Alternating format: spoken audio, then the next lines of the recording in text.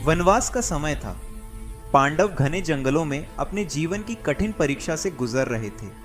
इन सबक के बीच महाबली भीम अपने अद्भुत बल के लिए प्रसिद्ध थे।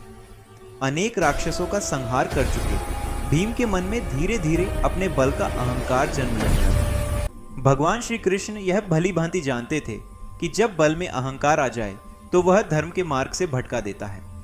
अतः उन्होंने भीम को एक महान सीख देने का निश्चय किया और इस लीला के लिए चुना महाबली हनुमान को।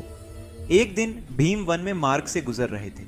तभी उन्होंने देखा कि एक विशाल वानर रास्ते में लेटा है और उसकी लंबी पूंछ पूरे मार्ग को रोके हुए है। भीम गर्व से बोले, हे वानर, अपनी पूंछ हटा लो। मैं पांडुपुत्र भीम हूं, मुझे मार्ग दो। वानर ने शांत स्वर में उत्तर दिया, वत्स, मैं वृद्ध और निर्बल हूं।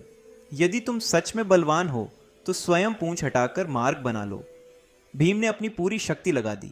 मांसपेशियां तन गईं, धरती कांप उठी, लेकिन पूंछ जरा भी नहीं हिली। भीम ने बार बार प्रयास किया, पर हर बार पराजय ही हाथ लगी।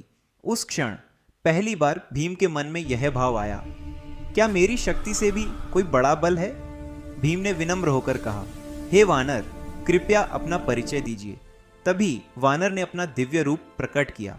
वे कोई और नहीं, श्री राम भक्त महाबली हनुमान थे और भीम के ही भाई वायुपुत्र हनुमान जी बोले, वत्स भीम, बल तभी महान होता है जब उसमें विनम्रता हो। अहंकार बल का सबसे बड़ा शत्रु है।